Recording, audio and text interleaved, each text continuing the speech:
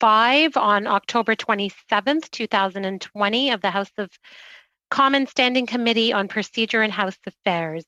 I'd like to start by saying on the record, I guess, what I just stated before. We'll set aside about 10 minutes at the end of this meeting so I can just inform you about our next couple of upcoming meetings, who we have scheduled as witnesses, and if you have any comments about the witness lists that have been circulated to you by the clerk.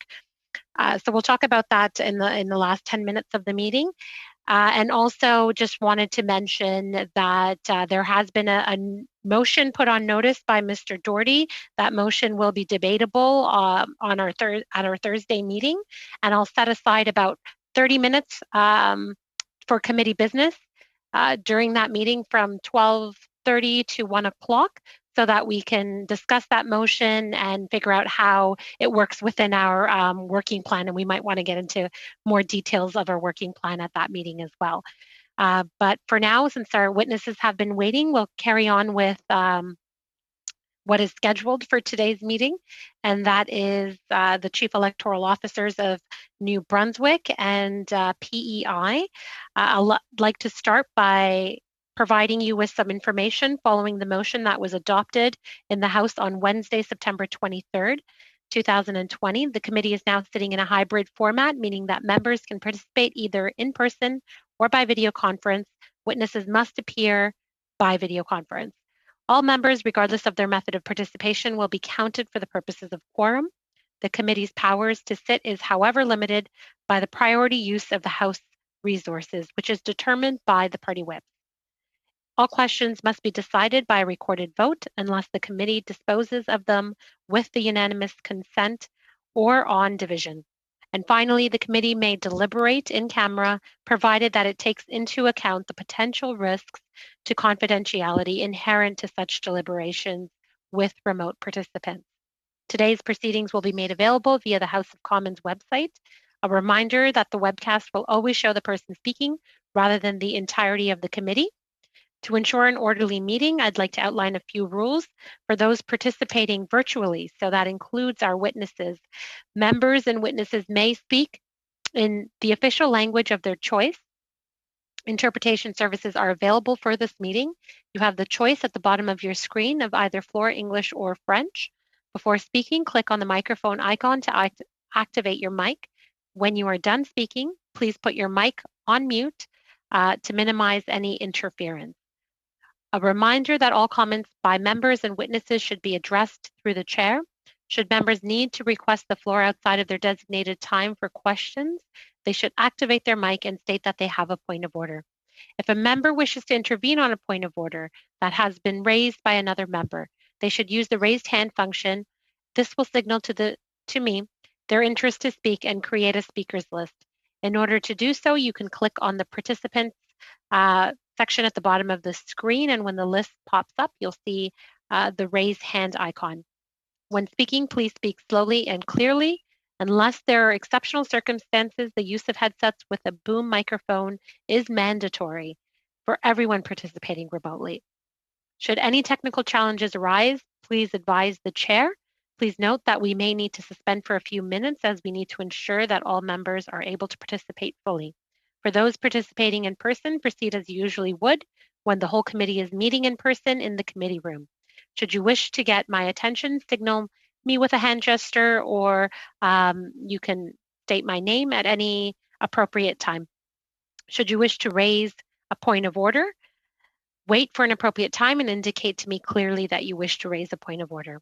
With regard to a speaking list, the committee clerk and I will do our best to maintain a consolidated order of speaking for all members, whether they're participating virtually or in person. Now, with that being said, I'd like to welcome our two witnesses, who will have 5 minutes each for introductory remarks. From Elections New Brunswick, we have Kimberly Poffenroth, the Chief Electoral Officer of New Brunswick, and then from Elections PEI, we have Mr. Tim Garrity, Chief Electoral Officer of PEI. I'm not sure if you've decided in which order you will speak. Would one of you like to go first? Mr. Garrity or Ms. Poffenroth? Okay, Mr. Garrity then. I think he just unmuted. Oh, yeah, he unmuted. Go ahead, Mr. Garrity. Okay, that's all right. If Kim doesn't mind, I can take the lead on this one. First of all, I'd like to say hello to everyone and thank you very much for the opportunity to come to speak today. It was nice to get the invitation, and we're in the middle of a by-election here, so we have some busy days, but today is a bit of a down day, so that's a good thing. And we are the smallest province to run an electoral event during the pandemic. And I hope that I can highlight some of the challenges that we've had, some of the challenges that we've overcome as we're gone through this, the successes that we've had. Once this pandemic began, as most places, we decided to work remotely, and we all started working from home, and we were able to do that without too much of a problem here.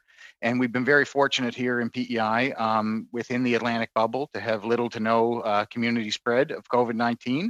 So we decided at that point, with only an office of 3 staff and in a minority situation, that we would reopen the office with very limited public access and physical distancing rules in place, to be able to start to plan for the possibility of a pending election. Again, being in the minority situation, we always have to be ready within our office. And with the COVID pandemic, that was going to be a new challenge. So we wanted to be sure that we had everything in place for that to happen. And we really began in the background, just kind of slowly preparing things. We weren't very concerned of a snap election being called here in PEI, unlike some of the other jurisdictions. The minority government has been working very well collaboratively here, and there was not much of a sign of any snap election taking place. But we still need to be prepared in any case. Then in early September, we had one of our members of the Legislative Assembly from District 10 decided to resign. And that's when our office started to begin planning for a pending by-election. The clock started to tick for us. We essentially had a 6-month window, but playing that election bingo on the calendar, we were trying to calculate when we thought the next date for the election would be. And of course, with the possibility of a full general election, if the government decided that they wanted to take that route as well. So we were trying to be prepared for both, but mainly thinking that we were just going to be looking at the by-election, one of our districts. So we started to work right away with the Chief Public Health Officer of PEI to draft a plan as to how an election would be run here. We did have a requirement in our legislation to do a full door-to-door enumeration process for that district. But we were able to get that waived. I have some authority under the Act during such a time to be able to bypass certain sections of the Act. We got agreement from our legal as well as from all 4 parties here who were planning on putting candidates forward that we could bypass that. There was that requirement. It says if it's farther than 7 months away from the previous one, and we were 10 months away from our last election of doing one. So everybody agreed that we could get away with that, which was very nice. And what we started to do was beginning to procure some supplies. As we all know, it became challenging to kind of get some things, and we would need them in larger numbers. So hand sanitizers and disinfecting wipes, face masks, shields, stickers for the floor, plexiglass barriers. All of this we started to kind of procure as we could in order to get ready for this. And then once the writ period began, we started to work on obtaining the workers that we would need at the polls, developing training sessions that were going to be able to be COVID compliant with social distancing and things taking place as well as the voting location itself to try to make sure that there was a separate entrance and exit. We would have ample space to be able to house the workers, the electors, and the scrutineers. We've had 2 advanced voting days so far, one of them just being yesterday, and we've had very good turnout. People, all in all, are wearing their masks. They're being very compliant. They're being very understanding. We haven't had any wait times, which is very good, and we're up to about a 30% turnout so far, just after the first 2 days of voting, which was great. Anyhow, I'm happy to answer any questions that come up going forward, and I hope to be able to offer some insight. Thank you very much. Thank you. Ms. Poffenroth. Good morning, everyone. First of all, I would like to thank all of you for the invitation to appear before the Standing Committee today and to participate in the important discussions that are going on. As the first election management body in Canada to hold a provincial general election during the pandemic, I hope that by sharing our experiences, it will assist you in your deliberations on the report submitted by Chief Electoral Officer PROC. I don't plan to use the full 5 minutes that have been allotted to me for an opening statement, and I'm looking forward to answering any questions you have. What I do want to raise is that in the spirit of full disclosure, Elections New Brunswick is pursuing legislative changes as a result of our experiences with the provincial general election, specifically around municipal elections. Unlike most of my colleagues across the country, Elections New Brunswick is responsible not only for administering and conducting provincial elections, but we're also responsible for administering and conducting municipal elections and elections for district education councils and boards of regional health authorities. And those elections are coming up in May of 2021. They were delayed due to the pandemic. They were supposed to have been held in May of 2020. So as a result of our experiences during the provincial general election, we are requesting amendments to the Municipal Elections Act that, if accepted by government and passed by the Legislative Assembly, would provide myself and my office with greater flexibility for administering those municipal and local elections in May of 2021. What our experience during the provincial general election last month showed to us was clearly that the prescriptive nature of the Elections Act limited my ability to respond to challenges that arose from holding an election during a pandemic, particularly given that it's, as you all know at this point, it is a very fluid situation, and that applies right across the country. So I'll be asking for more flexibility to modify and adapt election procedures as required in order to run those municipal elections, and to limit that flexibility, because there's good reason legislatively why you don't want, you want relatively prescriptive legislation when it comes to elections. But so the flexibility that I'll be looking for will be limited to cases where the province is either in a state of an emergency or a local state of emergency has been declared, and that would include a public health emergency such as we are currently in.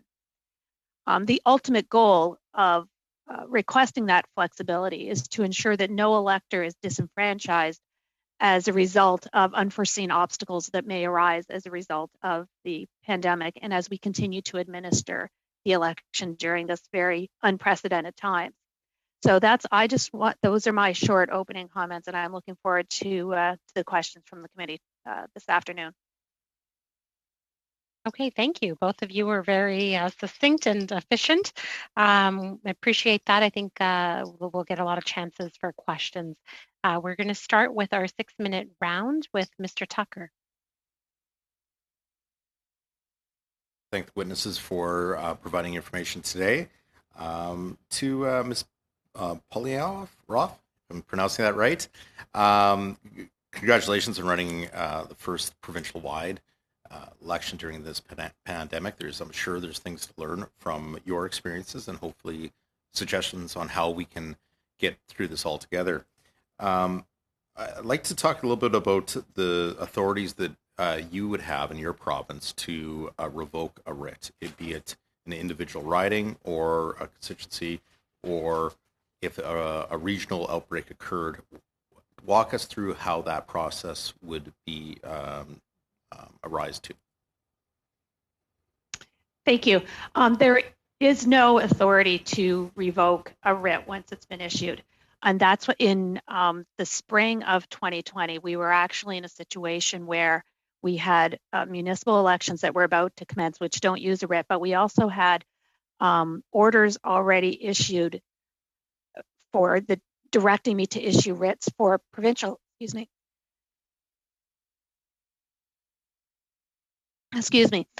there was already orders issued for me to directing me to issue writs for provincial by-elections that were to be held in June of 2020. So the only option available was for the Legislative Assembly to direct that I not issue notices of election for the municipal elections and ordering me not to issue the writs of election as directed by the Lieutenant Governor and Council.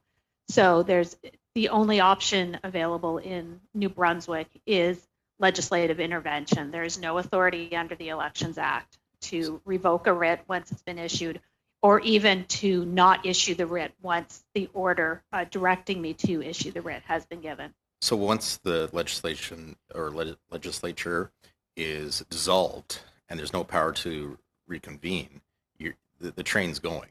So what would happen if your provincial health officials, declared a state of emergency? What would have happened in that case then? Right, we were already in a state of emergency. There had been an order declaring a state of emergency in the province of New Brunswick as a result of the pandemic. We were in the yellow. I know every province is using different nomenclature, but we were in the yellow phase in New Brunswick at the time the writs of election were issued, which is the lowest phase below, I guess, green once there's an actual vaccine for the virus. So there had the province or an area of the province moved to a higher state of emergency, such as is now actually in place in one health region in the province, there was no mechanism to halt that election. But we did consult with the chief medical officer of health, and we were, I would say, relatively confident that the measures we put in place to protect both electors and our election workers were sufficient, regardless of whether an area was in the yellow or the orange zone. Red would be a different issue. So if we went to the worst case scenario, and this region that we're talking about right now, what if the snap election was called a little bit later and the election could be next week, and you had a stay-at-home order? Then what happens to those voters? You can't bring back the writ, or so what was your plan if that occurred, I guess? I guess, to be perfectly honest, we didn't have a plan in place in the event that the state of emergency went back to a red. It was a question that was asked. I knew what my authority was, which was very little. There was discussion at the political level as to whether or not there was authority for cabinet under the state of emergency, the Emergency Measures Act in New Brunswick, to take measures, and I was not privy to those discussions. If it was up to you, and it's kind of a loaded question because some people might grab the power when provided, but would you like that authority to rest at a cabinet, be it either provincially or federally, or do you think that power should rest with you in the office?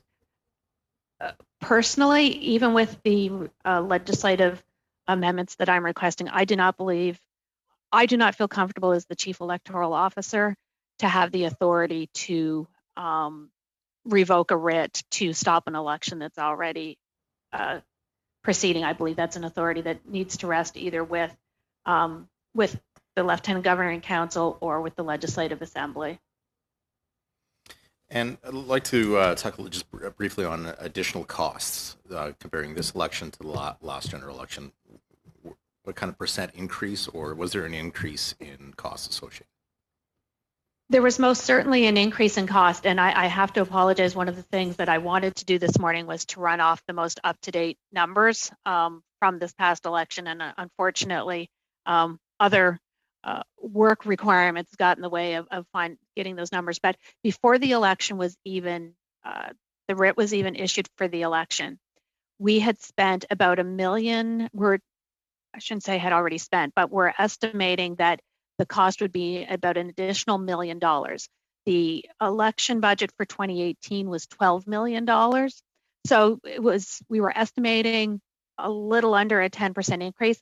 I would say at this point, I'm quite confident that the increase was actually larger, because at that time we were looking at what we had already ordered for personal protective equipment, what we had identified as additional staffing costs. We had created 2 new positions for every polling location. So, and the costs associated with mail-in ballots. Thank you, Ms. Poffenroth. That's all the time we've got. Mr. Turnbull for 6 minutes.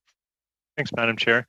Thanks to Ms. Poffenroth and Mr. Garrity for being here today. I'm really happy that you could be with us because I think there's a lot we can learn from the challenges that you've experienced in your provincial elections and how you overcame some of them.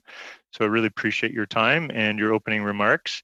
So a few questions. In terms of, so I understand in New Brunswick, Ms. Poffenroth, that you actually had a fairly low number of cases at the time of the election.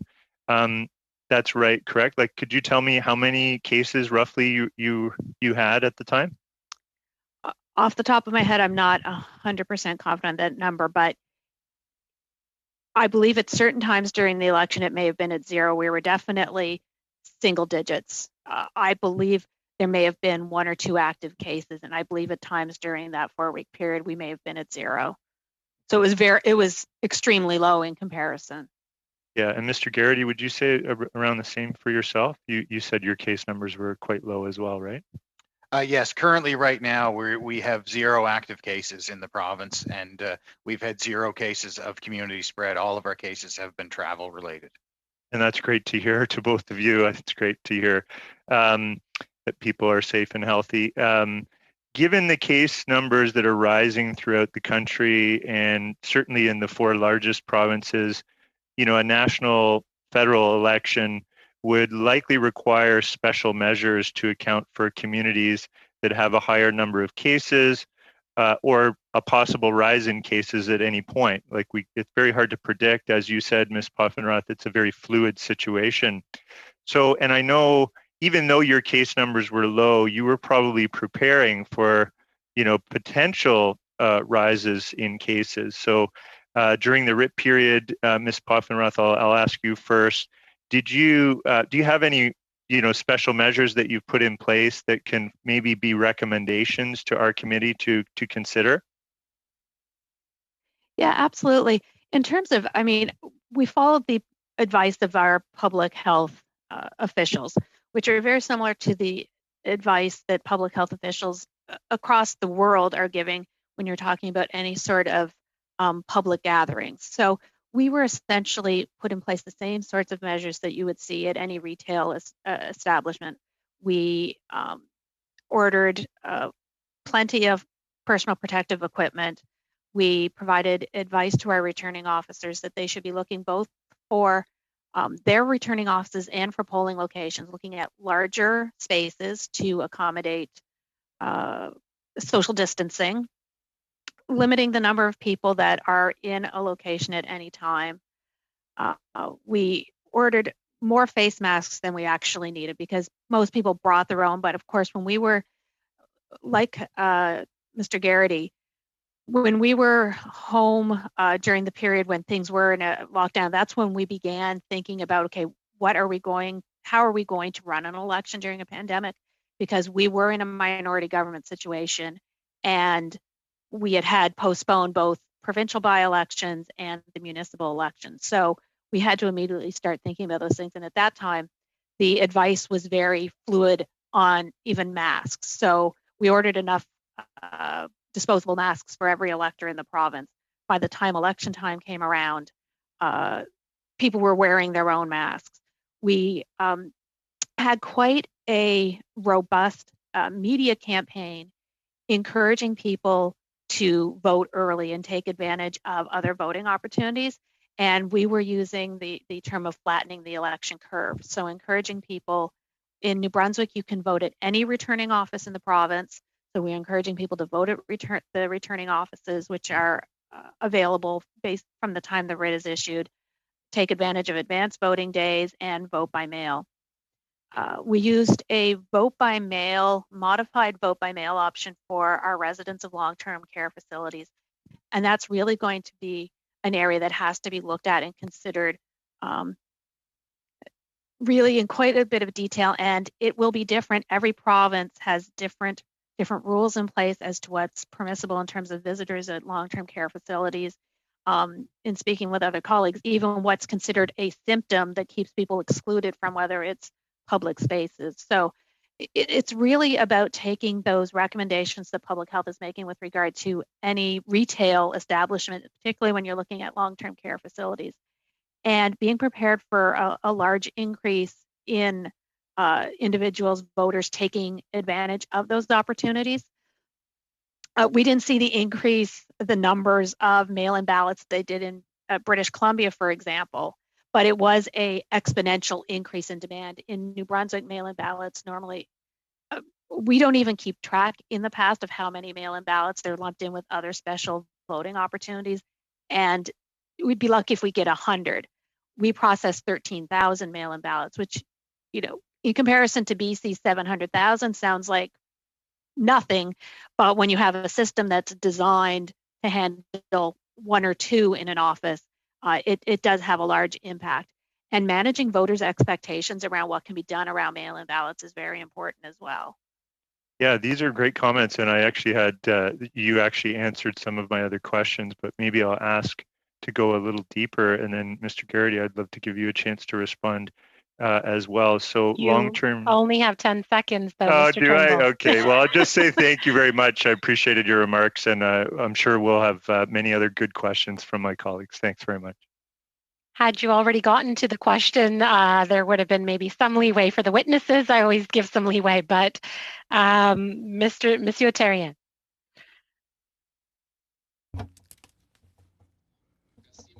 Thank you, Madam Chair, and I'd like to welcome our two witnesses today. We all appreciate your presence here today. My first question is for Ms. Poffenroth.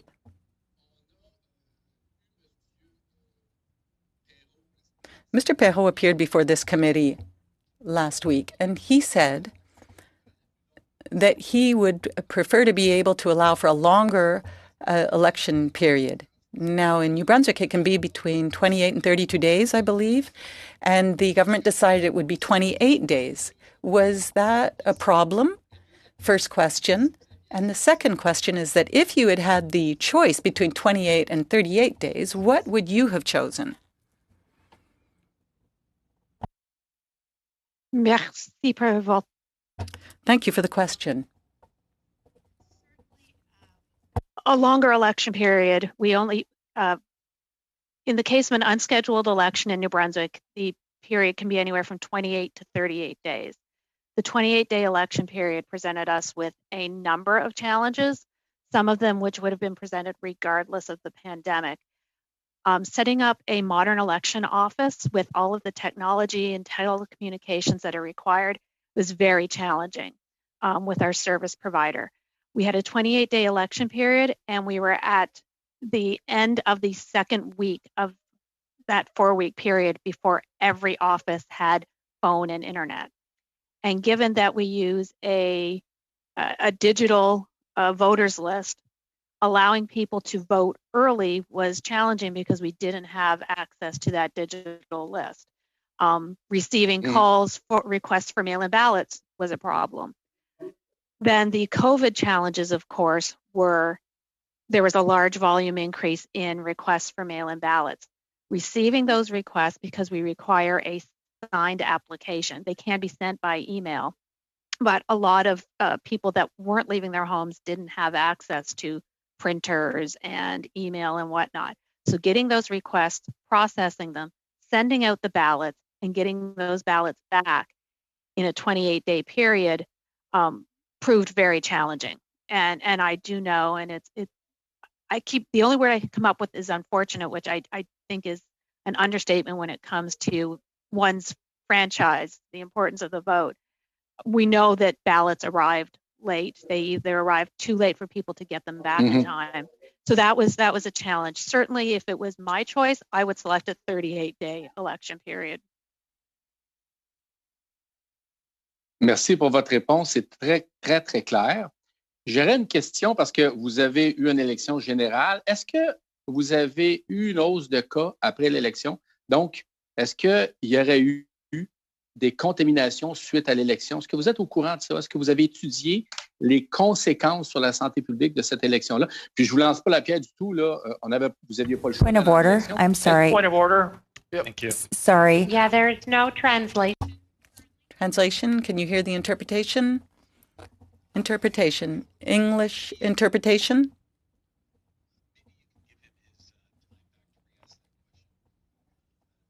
English interpretation.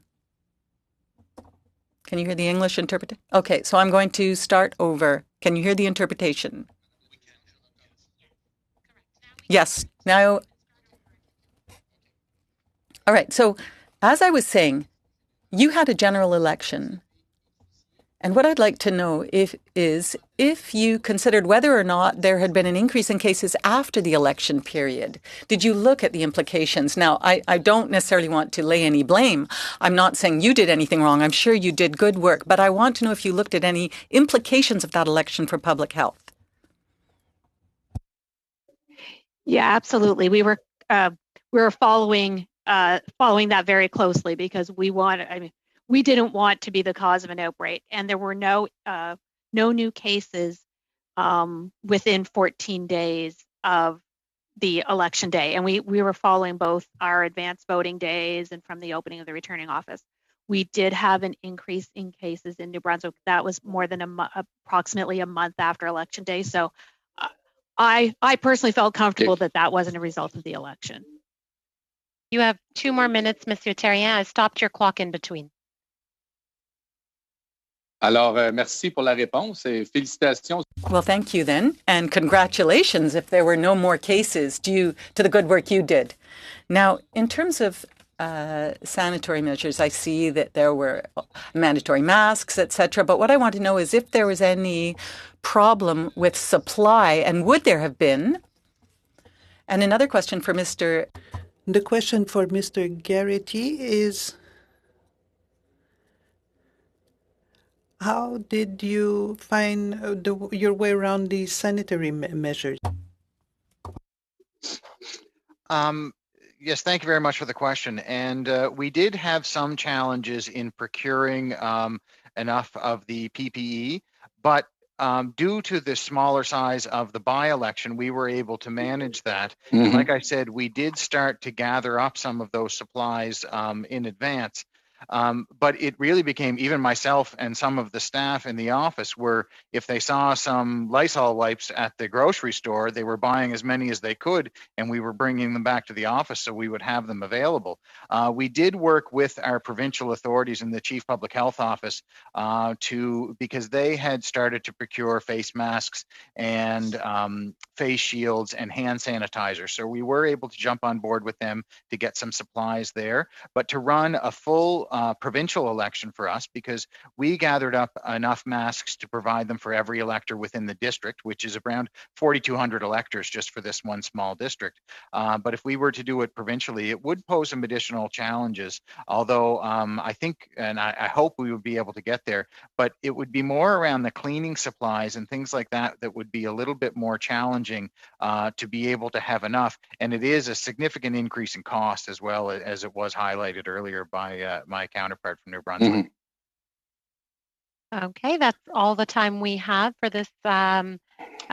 Next, we've got Mr. Blakey. Merci, Madame la Présidente. Mr. Blakey. Thank you very much, and thank you to both our witnesses for sharing their time with us here today.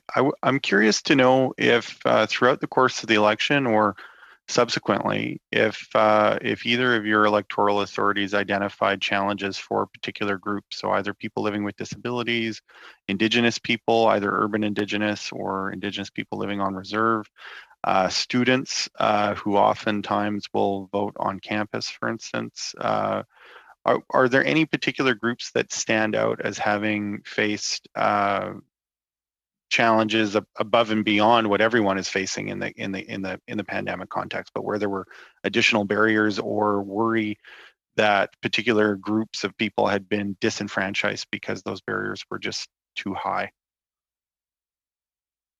I'll answer that first. We didn't have, New Brunswick has generally quite a robust campus voting program. I believe in 2018 we were on 18 university and community college campuses, which for a small province is quite significant. We did not have any on-campus voting during this last election. That was in large part due to the fact that it was an unscheduled election more so than the pandemic. But the pandemic did come into play because we really were uncertain as to how many students would even be on campus, and that varies quite significantly from university to university here, even in New Brunswick. So that was a concern that the student groups expressed about us not having that presence. But in all cases, there were polling locations very close to the university. So I don't know ultimately if they had as large a problem accessing. A bigger issue would have been for those individuals who, whether they were seniors, those with underlying health conditions, who were concerned about going out to the polls to vote, whether it was advanced or even going to a returning office. So we're accessing mail-in ballots. And it's the issues that those that are, I would say, most vulnerable, and be they seniors or those with disabilities, may not have the technology at home, particularly around the type of mail-in application process that we have in New Brunswick. If you don't have a printer, it becomes very difficult you need to sign your application, even if you can email it. And then it's getting that ballot to people. We were doing everything we could to facilitate that delivery because we knew there was a short turnaround time. And so we were allowing friends and family to pick up and deliver ballots for folks. But if they didn't have that, so we had returning officers and their staff going out and hand delivering ballots and then going back and picking them up. So I would say, the field staff went above and beyond to try and ensure everyone was able to vote. And another challenge, of course, was individuals in long-term care facilities. We facilitated and tried to make the process as easy as possible to use the mail-in ballot for those individuals, but it was a challenge. It relied on the staff of long-term care facilities to assist their residents. And as you all know, during this pandemic, they are quite overworked as it is. And in some cases, there was a lack of understanding on what needed to be signed. And we did see ballots. We have a certificate envelope in New Brunswick with the ballot inside that needs to come back, and they weren't signed and that sort of thing. So there's individuals who, sadly, they exercised their right to vote, but by the time the ballot got back, the procedures hadn't been followed correctly. So that's one of those things that we want to look at, how we can simplify the process for our elections in May, because we do anticipate that those will be held during the same situation. Mr. Garrity, was your experience substantially similar, or is there anything that you want to add to Ms. Poffenroth's testimony? I would like to highlight the challenges around, and I know she did, and she did a very good job of it, around the long-term care facilities. We have one long-term care facility that's within this small district. And even here with 0 cases right now in PEI, there still are restrictions to going into those places. They're even restricted to certain family members and things like that. So it's very challenging.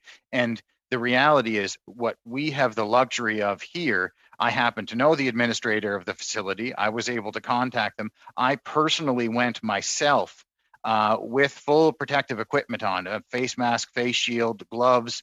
I went out with enough applications, enough new pens, enough certificates to register any of these residents myself. And I was able to help them with that process. But just as Ms. Poffenroth was saying, we have the requirement to sign those applications, and that can be very challenging for people. So I was able to go out, I was able to bring the applications, have them pre-filled, just have them sign them, and I was able to get those back. I hand delivered the ballots, so those folks will be able to vote. But that, going across Canada with approximately 10,000 long-term care facilities, will be one of the major challenges of the next federal election. So when we talk about the challenges that people who are trying to vote from home face, particularly when it was an issue of technology, are there any best practices that emerged in the course of your experience that you want to share with the committee that you think might be of use to Elections Canada in the conduct of a federal election? Was there anything that, by the end of the election, you thought, wow, I wish we had thought of this at the beginning, because now that we've learned how to do this, it's really made a difference? In 10 seconds, if you can, please. I guess two things. I don't know if they'd work as well at the federal level, but simplifying the process that we didn't have the option to do under our legislation, so that people could either have a signature on file or they could provide ID so they didn't have to sign that certificate or the application, I think would be one way. We also probably would have in-office couriers, but I don't think that works in large federal districts. We have 49 districts in New Brunswick. Federally, there's only 10. So I just don't think that's scalable to a federal election. Thank you very much. Okay, thank you very much. I'm going to have to suspend for a short amount of time before we start back up with Mr. Doherty for 5-minute rounds, because we've lost connection, I think, on our webcast. So while they get that resolved, just a short suspension. Hopefully it's only a minute or two.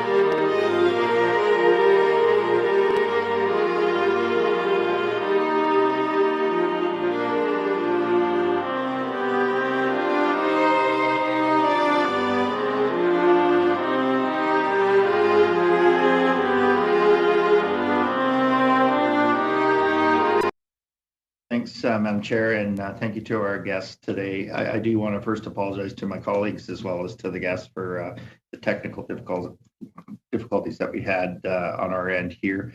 Ms.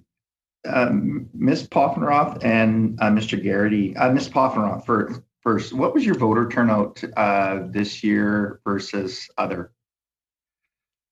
Yeah, we had actually, virtual identical voter turnout compared to 2018. 2018 voter turnout was 60, I'm trying to remember now, 60, I think it was 67.4%, and in 2020 it was 67.14. It was.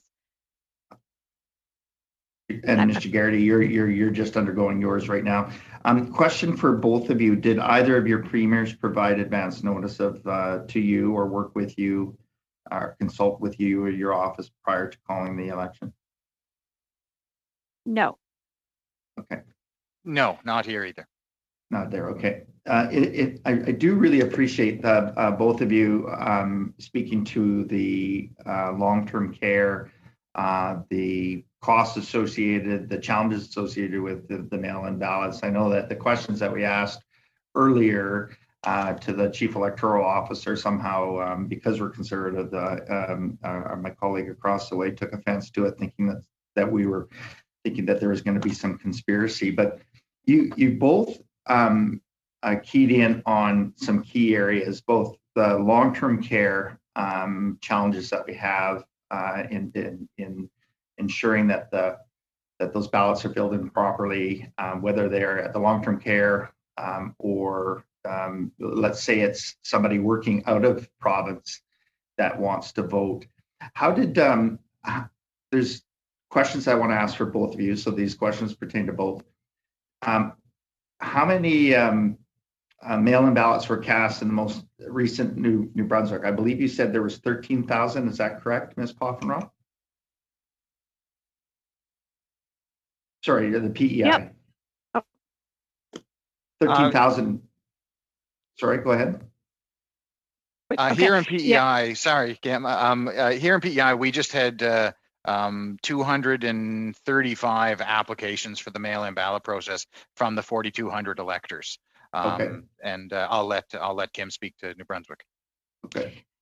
We had approximately 13,000, but that included over 7,000 were those mail-in ballots to long-term care facilities. And it's not I'll in the interest of full disclosure, it's not a precise number because our mail-in ballots, when they're counted, are counted with all other special voting opportunities. Right. So it was taken from returning officers in their office going through their records. So it's not an exact number, but it's. How many would you say? Mr. Doherty, I've just paused your time. There's a problem with your mic. I may not have been selected. It's not connecting. All right. Can you hear me now?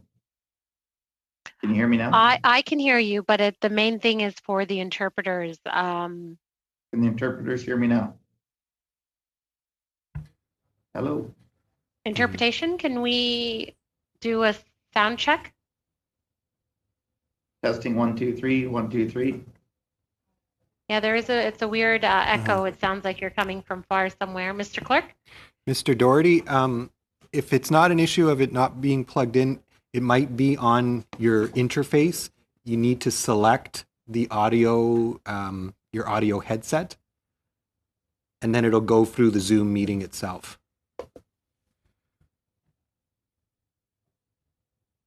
Can you hear me now? The interpreters are asking if you can just speak for a few more seconds, and we'll. Testing 1, 2, 3, 1, 2, 3, 1, 2, 3. Okay, they tell me that's okay. That's better. So that seems to fix part of it. Okay, Mr. Doherty, I'll start your time again. Okay. I'm trying to remember where I was now. Of those 13,000, you did mention that there were, Ms. Poffenroth, there were some that would be, I guess, spoiled or not eligible. How many of those would you say that were not? Go ahead, sorry. That I cannot tell you because what I saw was just anecdotal going into returning Okay. offices when they were being processed, and they'd be included with all other spoiled ballots. Okay. How does a voter obtain a mail-in ballot? In New Brunswick, Yes. they have to fill out an application for a special ballot, which is available on the website, or you can pick up a paper copy, and it requires a signature in addition to the other information, but its signature is the most important piece. Did they have to photocopy a piece of ID and include that in there with the signature, or? No, in New Brunswick, legislatively, there's no requirement for photo ID, unless if you're on the list of electors already. If you're not already a registered voter, then you would have to provide up to 2 pieces of ID that have 3 pieces of information: signature, your address, your civic address, and your name. Do you have a plan if there is, and did either you have a plan if there was a considerable spike during the election, like 2 weeks in or a week in, and things had to be shut down? In New Brunswick, and this would have been when you were unavailable. In New Brunswick, there's no option under the Elections Act to stop an election once the writ has been issued, or once I've been directed to issue the writ, for that matter. Okay. And in Prince Edward Island, we do have the authority. I have the authority for certain reasons to put forward a recommendation to postpone, to withdraw the writ of election. And it is the Lieutenant Governor and Council who, upon my advice, may withdraw the writ, but it would have to be reissued within 3 months of that happening. And I currently have that in our legislation. Did either of you consult with your local health authorities? Unfortunately, that's all the time we have. That will have to be a follow-up question, maybe. Dr. Duncan is next for 5 minutes. Thank you, Madam Chair, and I'd like to begin by thanking our witnesses. Thank you for joining us today and bringing your experience and expertise. For this first question, I'm looking for a yes or no answer. It's both to Ms. Poffenroth and Mr. Garrity.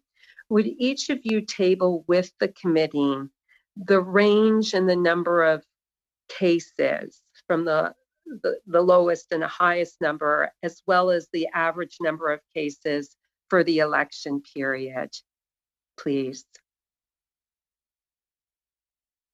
Yes, we'd be able to do that. I believe Perfect. in PEI it's been 0.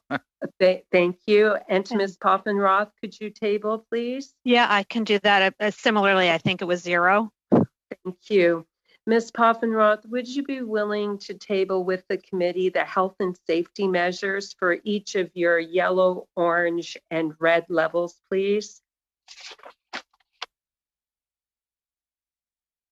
We only had 1 document, so I can table that. Thank you so very much. Mr. Garrity, you mentioned you were an office of 3. Did you have to hire new people, yes or no? Yes, we did. Additional people within the office and poll workers. And could you give us an estimate of it for your office? What did the increase go up, and for the poll workers, please? We had 2 additional people here in the office, or we still do, and we have hired 5 additional people to work at the poll. We call them COVID compliance officers. Essentially, they're a bit of traffic as well as sanitizing. They're cleaning surfaces after every elector votes. They clean the voting compartments. And Mr. Garrity, how many people would you normally have in the polls? So that increase represents a what % increase, please? That would probably be almost a 20% increase at the poll itself.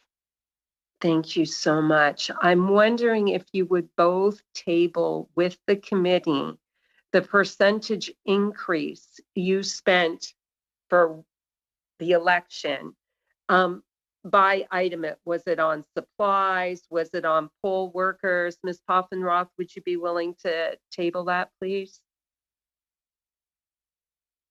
Yes, we are still receiving invoices, so I can't guarantee when we would be able to have that available. Thank you. And Mr. Garrity, are you able to share that? Yes, I will. But of course, we still have a week left before our vote is done. So once we get all the numbers, we absolutely will.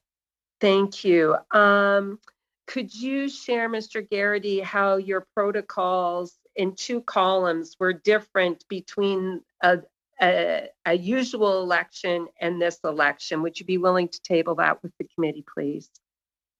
Yes, we have a COVID election COVID document that really details out all of the things we're doing differently, and I can table that. That would be terrific. Thank you. Mr. Garrity, did you have different protocols for different locations? For example, I don't know if you included schools, but for example, schools, community centers, long-term care, were there different protocols? A yes or no, please. Yes, there were. Thank you. Did you include, are schools being used? No, schools are not being used and haven't been used in the past in PEI. Appreciate that. Thank you. To Ms. Poffenroth, were there any areas where electors were disenfranchised as a result of unseen obstacles, please?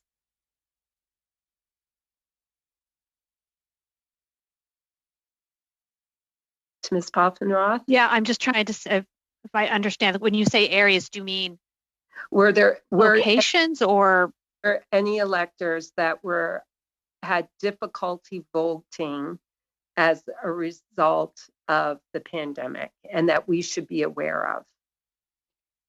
You've talked about long-term care. Yeah, I guess you say unable to vote? Had difficulty voting. I guess I would have to say likely, but that's sort of a case by case. I don't know I can't speak for individual electors.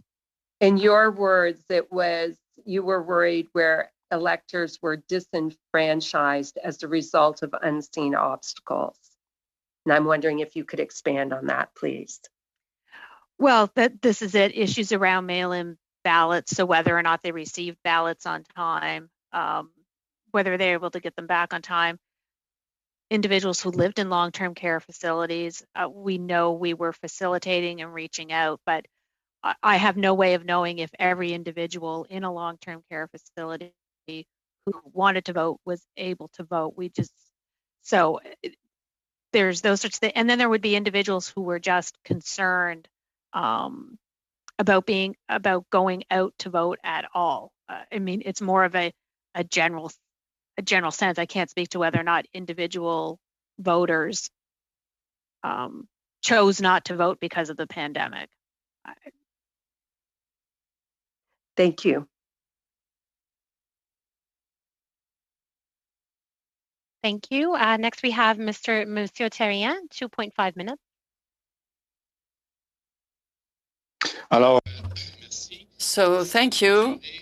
Long-term care facilities, that's an issue. I'm going to ask you short questions, and I would like to get short answers.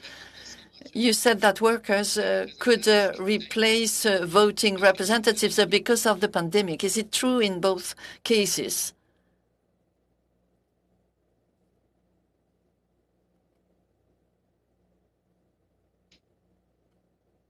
I'm not sure I understand the question, actually. Okay. Bon. Workers in the long-term care facilities, are they going to have to replace the people who represented the returning officer for the vote? No, they didn't replace the returning officer so much as they were assisting voters with making sure their ballots got into their envelopes, distributing the applications to make sure they got signed. So in some way, I suppose they weren't so much replacing the work of the election workers, but there was an extra, I would say, burden or work put on them to make sure that the things got distributed to the electors and collected. And that would be the same in PEI as well. Mr. Terrien, if you can hold your mic up a little bit closer to your mouth. Oui, OK. Okay.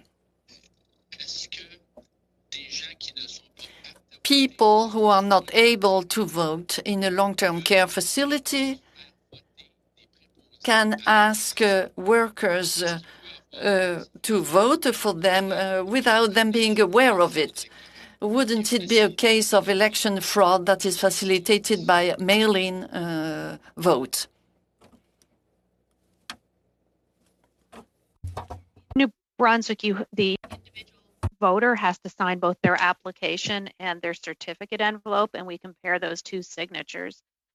So that's our, I guess, our I wouldn't say guarantee that, but that's the test to ensure that the person requesting the ballot is actually the individual who's voting.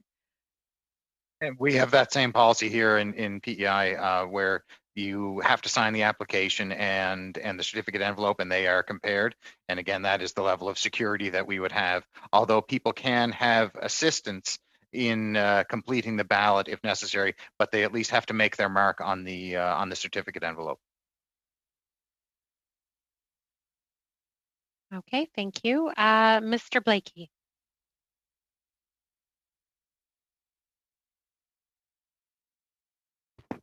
Sorry, I have to lower the boom there.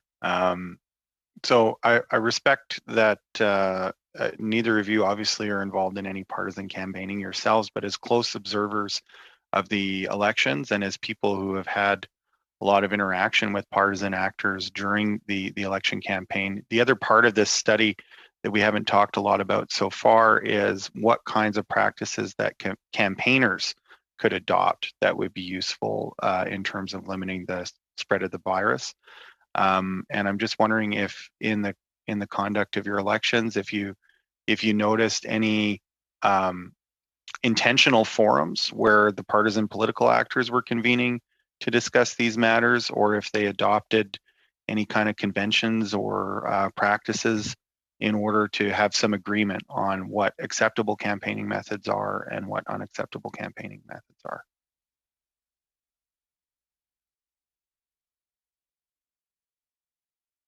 Here in PEI, it's very split. We have 4 candidates running 4 different parties, and we have 2 parties who have decided to do door-to-door campaigning, and we have 2 parties that have opted to not do that and offer some more virtual platforms and more campaigning via telephone. And the 2 parties that did that have decided to do the door-to-door campaigning did have to submit a plan to our chief public health officer in order to ensure that it met with their standards and guidelines, and it had to be approved before they were able to proceed. And in New Brunswick, the chief medical officer of health prepared a document that she asked that I circulate to the political parties about basically guidelines around acceptable and unacceptable, or recommended and not recommended practices. I wouldn't say there was an agreement among the parties about what they would or would not do, and I, much like Mr. Garrity, there was certain parties made it very clear they were not going to do door-to-door campaigning. I think some started doing door-to-door campaigning, but received I would say, a negative reaction from householders, and then I cannot recall whether they stopped or let's say dialed it back some, but there was initial a negative reaction when the premier called the election. He indicated that his party would not be doing door-to-door campaigning, and I think there was a misconception that that was a rule that we had implemented and applied to everyone, and we did get some calls about that, and we said no, that's up to individual candidates and parties to determine. Would you say, Mr. Lukiski, 5 minutes. Thank you very much, and thank you, Mr. Garrity and Madame Papineau, for being here. A question first to both of you. Is there either a formal or an informal, an association or alliance of electoral office or electoral offices, I suppose, across Canada? And let me tell you the reason for my question. Both of you have given some recommendations for best practices, as Mr. Blakey has already mentioned. Mr. Garrity, you said you've got a COVID-19 document. I would think what would be helpful for both the Chief Electoral Office in Ottawa and all provincial electoral offices, if there was a compendium of best practices manuals that each province could put together and could be shared so that each province could take a look at some of the best practices being employed by their provincial counterparts. Question directly to you, Mr. Garrity, then to start off. Are you aware of any kind of an alliance or an association of electoral offices province to province? Yes, we do. We do meet as a group. Now, of course, we're doing it virtually, and we do come together on certain projects across the country. And Elections Canada is part of that group as well. So, and we have been sharing since this process began. We have been actively sharing any type of documentation, any best practices, any challenges that we've had. We've actively been sharing that information amongst ourselves.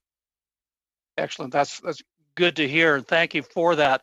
I want to turn now to a question that was asked before by one of my colleagues about the voter turnout.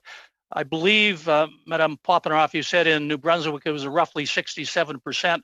Mr. Garrity, I'm not quite sure what it was or what it will be in your district in PEI, but it would appear to me that even though you employed a bit of a media campaign to get out the vote, Madame Poppenoff, that an extensive get out the vote awareness campaign would probably help or at least assist in driving up the voter turnout. I look south of the border as an example, and I see massive advertising utilizing well-known celebrities and athletes imploring people to vote. They're not giving a partisan message, just asking people to get out and vote. And I think what I've seen, at least what I've read, is the early turnout of registered voters is significantly higher than it has been in past years. Now, of course, there's probably many reasons for that, but nonetheless, have you in the past done any extensive media in your respective provinces to try and encourage people to get out and vote? If not, would you at least consider perhaps adding that to your budgets provincially for future? Madame Poppenoff, perhaps we'll start with you first. Okay. In terms of our campaign during this last election, it wasn't a get out the vote precisely. It was about encouraging people to take advantage of early and alternative voting opportunities to flatten the election curve. And we do, I mean, we're more about, our campaigns in the past are about informing people about the when, where, and how they can vote, where we've found where it gets into issues with quite large get out the vote campaigns is that election management bodies have to be very careful in what they do, particularly when they enlist, even if it's a nonpartisan campaign, when they enlist, be it celebrities or athletes, those individuals always come with some partisan leanings of their own, and then it tends to get the election management body into some sort of trouble. So we take our role in encouraging individuals to vote very seriously and making sure they know their opportunities. But we do have to be very careful trying to thread that needle of nonpartisanship and then enlisting others to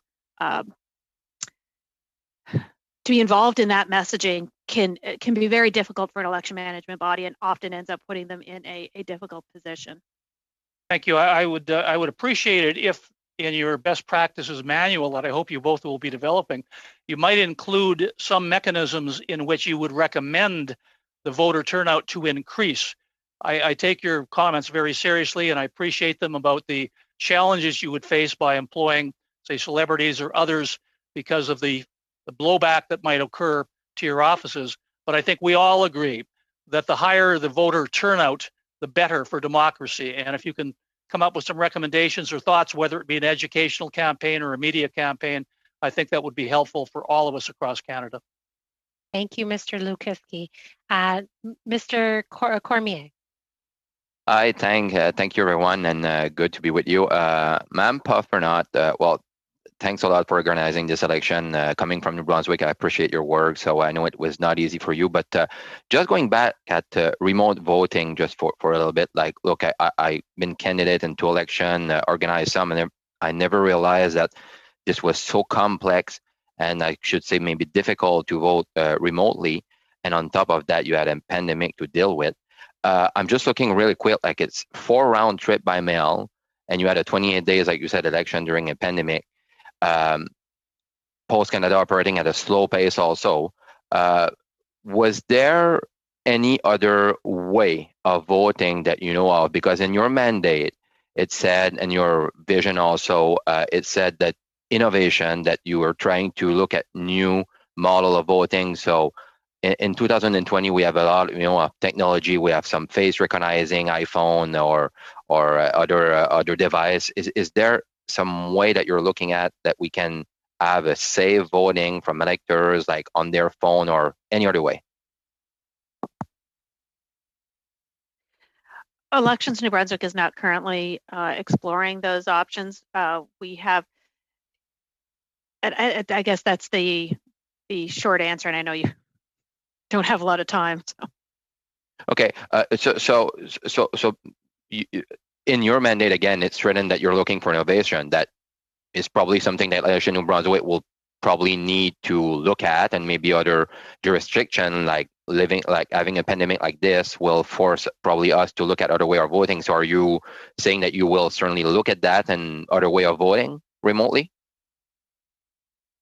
I mean, it's definitely something that needs to be explored, but at Elections in New Brunswick, we don't feel confident that those, I guess if you're looking at things like voting on internet voting and that sort of thing, we don't feel confident that the technology is where it needs to be. And those are the sort of systems that, in addition to the processes taking a long time to develop, it's a longer term process. And unfortunately, at Elections New Brunswick, we've been so constantly running elections over the last 3 or 4 years that looking at those longer term visions is just not something that we've had. We are looking at other technological improvements, but nothing of those of that manner. We are looking at, for our next election, for long-term care facilities, doing voting over the phone, but that's taking someone's vote over the phone and still having a paper ballot. Okay. During election now, we all know that we can vote almost every day, right? When polling offices are open, in my riding, I have like 6 provincial riding. And in some of those offices were not even open after 9 days that the election was called. So some people were turned away at offices. I know it's not your fault. You had to deal with a pandemic again, but we all know that service provider, for example, for phone and internet across the country, are operating at slow pace.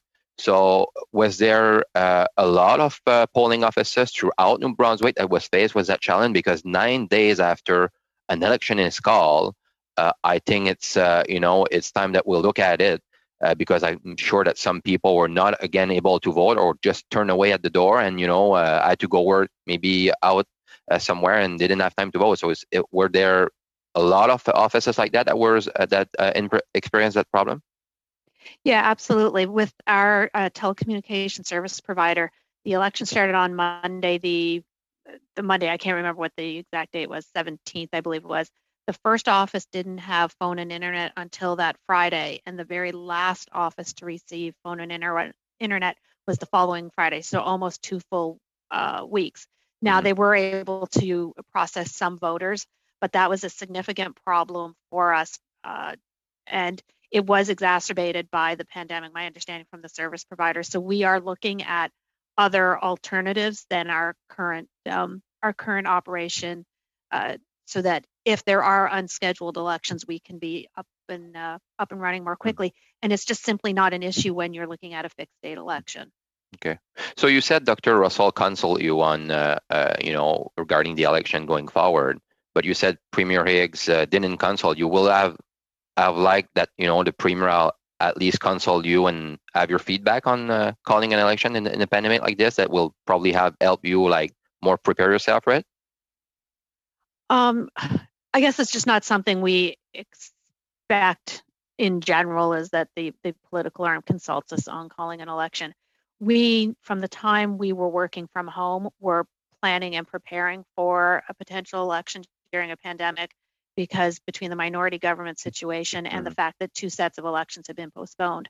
So we were making what plans and preparations we could make, but we don't expect and don't ever operate from a place that the political arm would be consulting with us on that. Really Thank quickly, you, what Ms. will be? Poffenroth. That's thank all you the very time much. we have, Mr. Cormier. Thank you. Next, we've got Ms. Vecchio. I think we have enough time to go through the second round one more time, and then it'll still leave us some minutes at the end to talk about some future meetings. So Ms. Vecchio, 5 minutes. Excellent, and thank you so much, and thank you very much to the witnesses. I am a member of Parliament who resides in Ontario, so listening to the information that you've provided and the data, I'm almost jealous when I hear that you're sitting with 0 cases, knowing that in this area we're closing on numbers that are 1,000 per day, which is really, really concerning. So I want to look at this on 2 methods. I want to look at the fact that our population and density. So when I look at the City of Toronto, we're talking about 630 square kilometers compared to New Brunswick, which is over 73,000 square kilometers. So we know that social distancing is probably a little bit easier there, but also the populations. In the City of Toronto, there's approximately 2 million more people than the entire population of New Brunswick. So taking those 2 things into consideration, what are some things that you would suggest? You've just gone through an election in New Brunswick. In some of your main centers or larger city centers, what would you recommend in those highly populated areas that are densely populated? That's a difficult question to answer because it's such a different circumstance than what we experienced in New Brunswick and what we planned for. I think what needs to be kept in mind is you need to have large polling locations, regardless of the size of the province or the size of the city. You need to have large polling locations to allow as much physical distancing as possible. You need to encourage people to vote, take advantage of all of the opportunities for voting so that you do not have those large lineups. And that's the same, once again, regardless of the size of the area, and probably more important in those densely populated areas. It may be a matter of having smaller polling locations. Not smaller polling locations, but smaller polls, less people reporting, so you end up with more polling locations. Those are the sorts of things that I think are equally applicable and probably even more important in large areas. Awesome. Just one of the considerations that I've had, and I heard in PEI they don't use schools.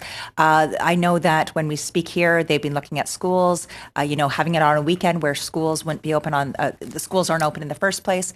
But even in my own community, not all of our municipal facilities are open. So if we're looking for those large spaces, a lot of times those are public spaces. So what are your recommendations if public spaces are not available to us? What would you be looking at? And if I could look at that also, since I know my time is running out, I want to also talk about the workers. I'm looking at the fact the city, the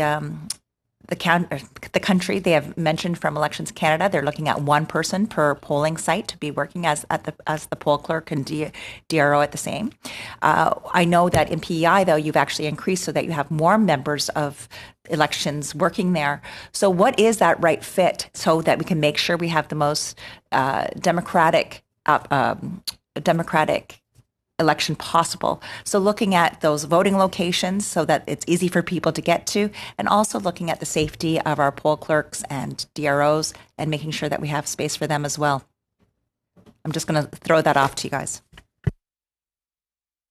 The first thing I would recommend is actually that facilitates that social distancing is the New Brunswick model for voting, where we don't require 2 election workers to process a single voter. We just, it would take far too long in the time that's allowed to explain it, but we only need 1 election worker to process a voter. We don't have the DRO poll clerk model. So by that, you can actually process more people more quickly, and you can have social distancing between workers. We don't use schools in New Brunswick either, and I certainly don't expect that we would have, even if we did use them, that they would let us in during a pandemic to hold an election. I would suggest large arenas are some of our most successful locations in our larger cities in New Brunswick were arenas, exhibition grounds, those sorts of things that were really, really large buildings that allowed lots of room for the electors and a lot of room for the workers. And we had at least 2 extra workers for every poll in New Brunswick as well. And yes, with the extra workers for us, simply for the sanitizing and making sure that people were maintaining that social distance and distributing masks and things like that. But it's really, we wanted to ensure the electors here, and we met with the chief public health officer to say between every elector, that surface area where the elector goes behind to vote would be cleaned, and that we guaranteed that after every elector goes to vote. Thank you. And finally, just one more question specifically on the on recruiting of poll workers. If you could talk about that sometime on your next questions. Thank you. Okay. Thank you, Ms. Vecchio, for that. Next, we've got Ms. Pettipat-Taylor.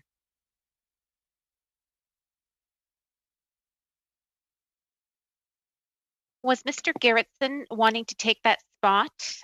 Just a bit confused with respect to the speaking spot. I'd take it if you offered it. Mr. Gerritsen, I will go at the end. How's that? You can proceed. Thank you, Ms. Pettipat-Taylor.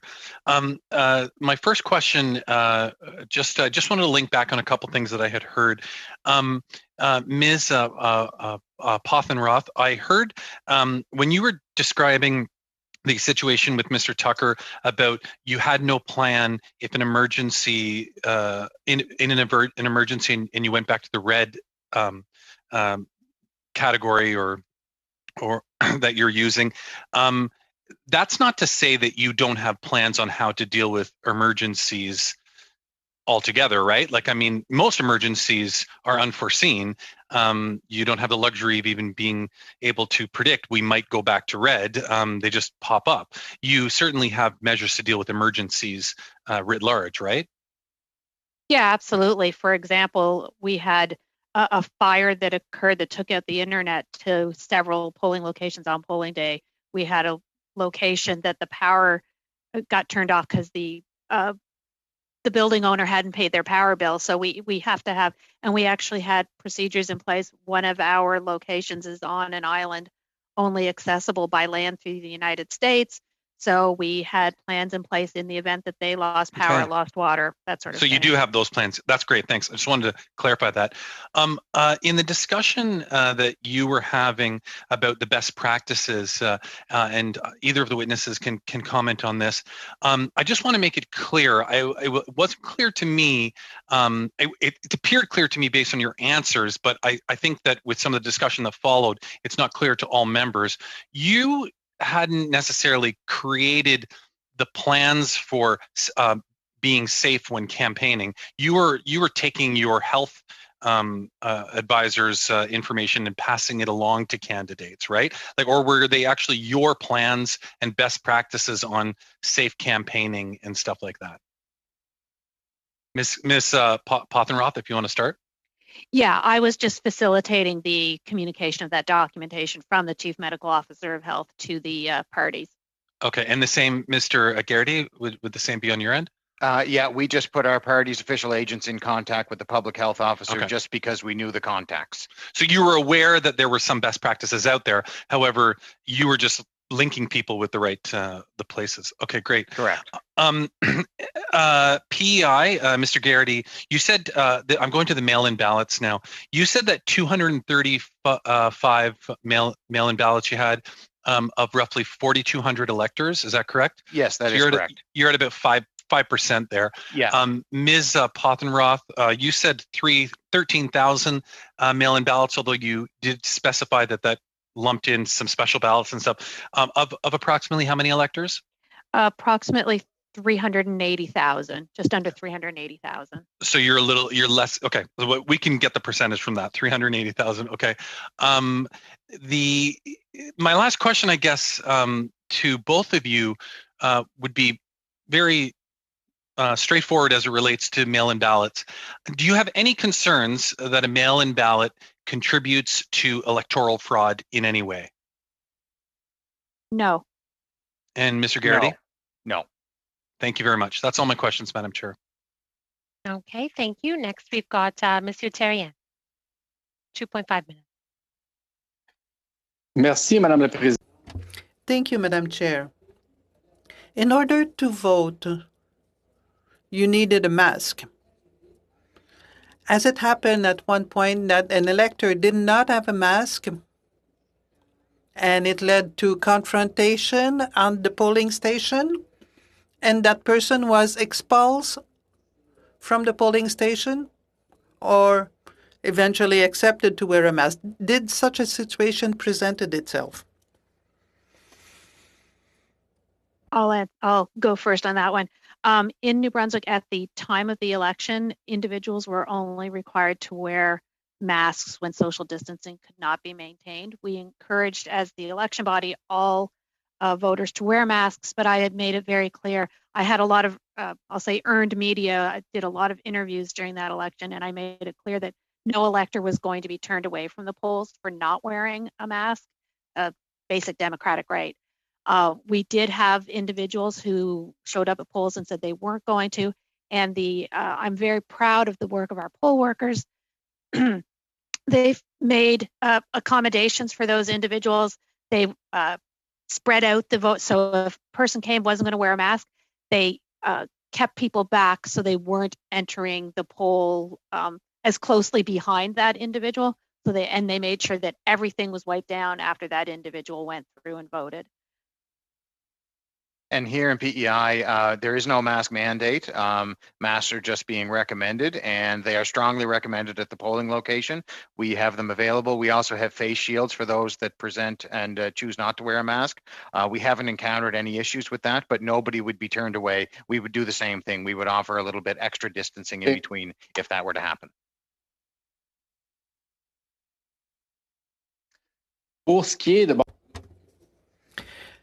We saw that the participation rate was about the same. Mrs. Poffenroth, were there more ballots rejected because of the way the vote was exercised during this campaign? Were there more than usual? Sorry, I don't have those numbers right in front of me. I don't believe it was significantly different, but I can't say for certain. Mais à l'œil comme ça, But at first glance, you don't see a big difference. Is that so? Correct. There may have been a few more mail-in ballots that couldn't be processed, but not significant.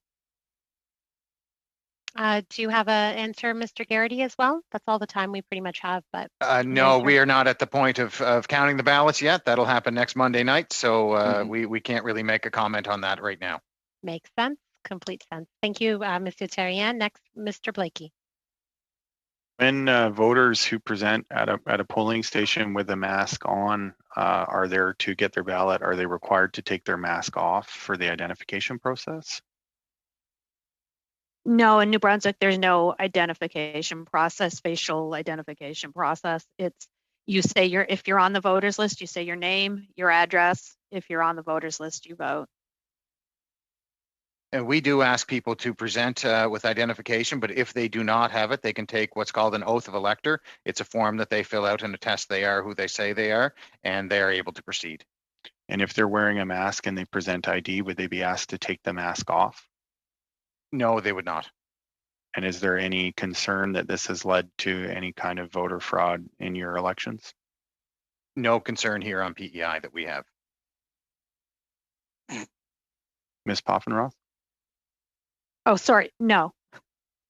So just returning quickly to the question about political parties and campaigning. I know we had heard that there was no agreement between parties. Different parties are doing different things. Do you think had that presented any challenge to the conduct of the election for you? Are there things that you think might have gone more smoothly if the partisan actors within the electoral process had come to agreements about certain things? And if so, what are those things that you think it would have been helpful for partisans to agree on?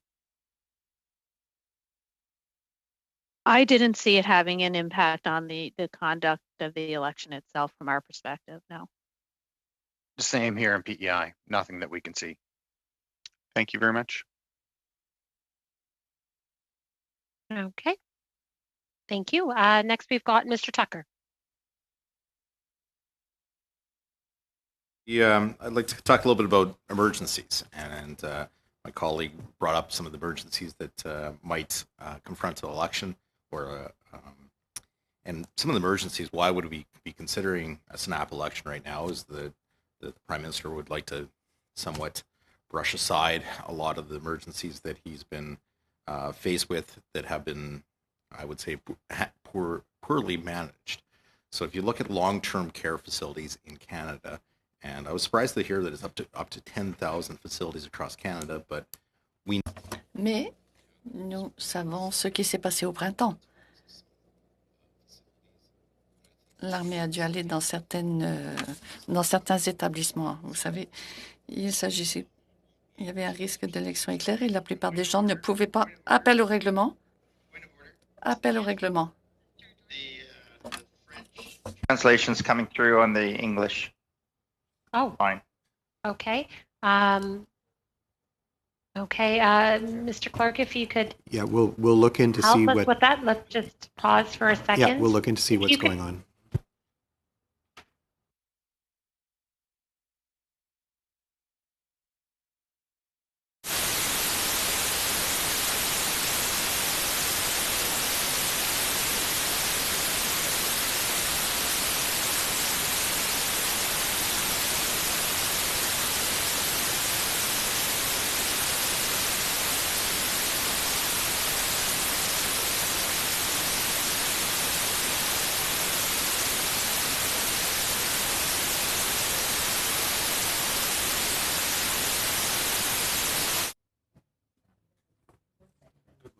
Okay.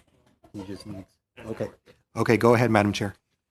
Okay, Mr. Tucker, if you could repeat your question, and I'll start the clock after you're done with your question. What I was referring to, the emergencies that we were talking about earlier today, and the emergencies that we found in long-term care facilities across Canada. And the fact of the matter is we had to call the military in to restore order and safety for our loved ones.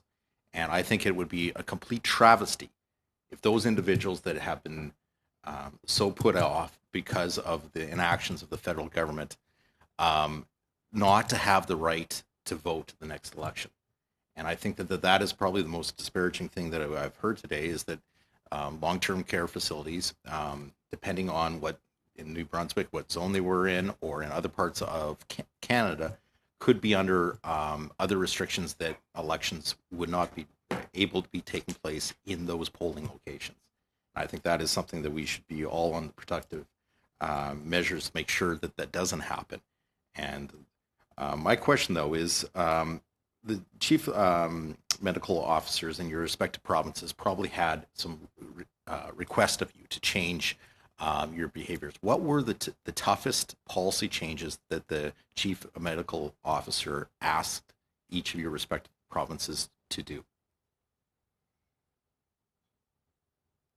Go ahead, Ms. Poffenroth.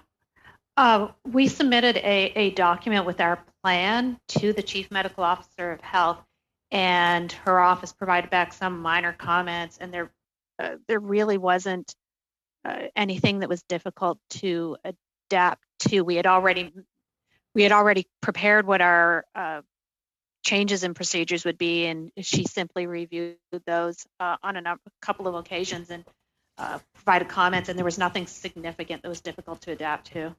Another idea, or another question that just popped up here quickly for Poffenroth is, how would you have treated someone that was in quarantine? So the writ has been dropped, and an individual had to be self-quarantined for 14 days, which would have been, say, if it's past the mail-in ballot portion. How would you have ensured that that person was able to vote in an election? Yeah, we dealt with a number of those individuals. So what was done was, if they had someone, a family, they could email in their application, and then we were actually using staff at the returning offices to hand deliver ballots and pick those up. So it was done a number of ways. They usually took a a ballot box, or they put it in the individual's mailbox, called them, let them know that it was there, sort of stayed in their car, watched that they picked it up, and then put a box on the step. They dropped the ballot in. So it was sort of very much the returning offices figured out what worked for them, but we made every effort was made, and I'm very, very proud of our staff making every effort to ensure that those that were in quarantine could vote. And I think that's some of the testimony today is if we have low numbers or zero numbers, as you said, that elections can be held. And on a smaller scale, you can make sure that people's votes are actually counted. But on a large scale across Canada, I think the experiences we're showing that if you have zero numbers, you can hold an election. If you have anywhere near what we're facing now, I think we're going to have a vast majority of Canadians being disenfranchised by having to vote during a pandemic. Another question I have is on election night, how did the scrutineers watch the count? And probably back to Ms. Poppenoff on the actual counting of ballots. We use tabulation machines in New Brunswick, so there's no hand counting to observe. We do have a plan in place here where legislatively there are allowed to be 2 scrutineers per candidate per poll. We have 9 polls within the district that we're doing. We've made a formal request to the parties that it limit it to at the very most 1 scrutineer, and they are required to wear masks or face shields while they're there. We will do our very best to have the social distancing, but plexiglass, masks, and face shields will be used. Thank you. That's all the time we have. Ms. Pettipat-Taylor, 5 minutes. Thank you so much, Madam Chair. And I'd like to take this moment as well to thank Mrs. Poffenroth from New Brunswick for being with us today, and also Mr. Garrity from PEI. We truly appreciate your testimony today and appreciate your time. Being a fellow New Brunswicker, I have to say I'm extremely proud of the work that Elections New Brunswick have done last month. You certainly stepped up to the challenge, and I have to say that I was quite impressed at how everything worked out. So thank you so much again for the work that was done. I missed a part of the testimony today. My apologies. I was tied up with another meeting. So if this question has already been asked, my sincere apologies. I think as members of PROC and as all parliamentarians, our goal is really to ensure that we encourage Canadians to fully participate in our electoral process. With that being said, with an anticipated perhaps election during a pandemic, we certainly recognize that there could be an increase in mail-in ballots. My concern in the province of New Brunswick, and not just New Brunswick, but in New Brunswick per se, we have 20% of New Brunswickers, adults, that have a literacy level that's below the national average. And we also have several New Brunswickers that live with disabilities. And I'm wondering what system has been put in place to make sure that individuals will have access to mail-in ballots, because we certainly recognize that it can look complicated for some, but how can we ensure that people will have access to mail-in ballots if that is their choice? I guess it's a bit of a complicated question to answer, but we were very open to providing assistance over the phone if individuals had questions. And this is something that came up earlier, was that we do have, I'd say, a bit of the luxury in New Brunswick. We have 49 returning offices, so we have more staff than if you were to have a federal election where there's only 10. But we provide a lot of information on our website. But that, in terms of mail-in ballots, it is a bit of a challenge for those individuals with literacy issues around literacy. And we have in New Brunswick systems in place to provide independent voting for individuals with disabilities, but that actually is something that's not available for the mail-in ballots. It's something that's used in the returning office so that individuals with various mobility challenges can vote in person in a returning office independently. But it's just in terms of, and individuals can have assistance either marking their ballot or reading the ballot instructions. That's something that's available regardless of a pandemic and regardless of whether it's a mail-in ballot or voting in person. You're on mute, Ms. Petty-Pataler. Sorry, has any thought been given, however, with the high level of literacy rates in the province of New Brunswick, though, in making sure that additional services would be available for those folks? I have to be honest, no, there hasn't been additional services considered. No. Okay. During your testimony as well, you indicated that the province of New Brunswick had relied heavily on long-term care staff in order to help our seniors to allow them to vote. And during your testimony, you indicated that you're looking at ways to simplify the voting process for the upcoming election that will more than likely happen in May for the municipal elections in the province of New Brunswick. I'm just wondering, when you talk about simplifying that voting process, is there any thought been given as to how we would do that and what steps would be taken to simplify that process? We're at very early stages, obviously, still debriefing and looking at lessons learned from the last election. But before this election, when we thought we were going to have provincial by-elections, we had actually received approval from an advisory committee. We can pilot things at by-elections, and it was adapting a telephone voting process that they use in British Columbia for those with visual impairments. So it's basically you take the vote, a pair of voting officers take the vote of an individual over the phone with a prearranged appointment.